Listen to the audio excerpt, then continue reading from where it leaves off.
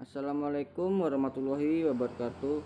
Perkenalkan, nama saya Gina Akbar Pertama. Saya dari jurusan S1 Perbankan Syariah IAIN Metro kelas A. NPM saya 20030210024. Baiklah, di video kali ini saya akan mewawancarai 3 pedagang. Videonya sebagai berikut.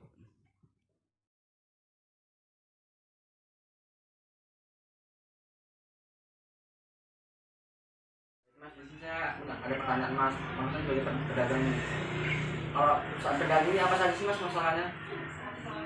Masalah di saat berdagang itu saat harga barang di pasaran merosot. Kalau penyebab timbulnya masalah Mas? Di saat barang terlalu banyak di pasaran dengan jenis yang sama sehingga sulit untuk dipasarkan. Kalau dampaknya bagi usaha? Penjualan semakin sulit dikarenakan banyaknya barang di pasaran. Terus bagaimana peran masyarakat atau kelompok masyarakat dalam meminimalisir masalah tersebut? Di setiap kelompok berusaha mengekspor barang tersebut supaya tidak terlalu banyak di lokal. Kalau langkah-langkah dalam menyelesaikan masalah tersebut Mas? Memberikan pengarahan pada petani agar pada saat penanaman dengan berbagai jenis. Baik Mas, makasih Mas. Ya.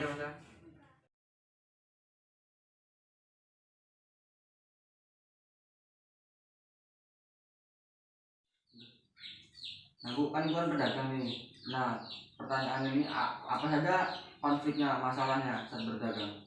Ya, konfliknya kalau kita punya dagangan, kalau langganan udah sekali dua kali, resikonya kadang utang dulu, nggak bisa satu nota, bayar satu nota. Kalau penyebab timbulnya Masalahnya macet, penyebabnya timbulnya. pembayarannya macet. Terus kalau dampak bagi usahanya? Ya kita mau perputaran untuk dagangnya belanja untuk agen lagi, kita macet juga. Perputarannya itu yang nggak ada. Terus bagaimana peran masyarakat atau kelompok usaha dalam meminimalisir masalah tersebut? Ya sama-sama bayarnya sama emang enak, kita juga yang sebagai agen sayurannya juga lancar, sama-sama menyadari soal keuangannya itu. Terus adakah langkah-langkah dalam menyelesaikan masalah tersebut? Ya intinya keuangan lancar itu, kalau keuangannya lancar semua lancar. Oh begitu ya Bu ya? Iya, nggak ada macet. Terima kasih Bu ya. Ya.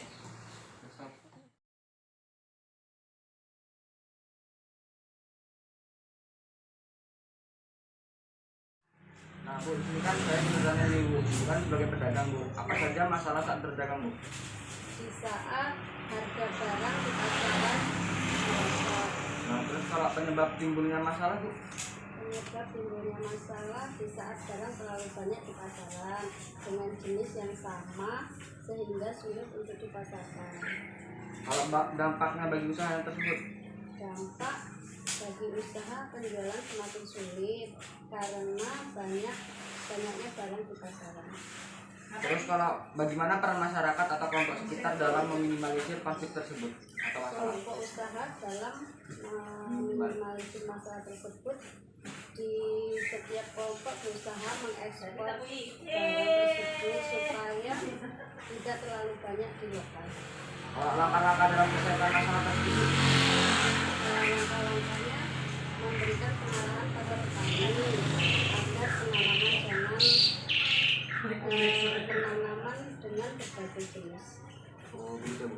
Ya Bu, terima kasih Bu ya.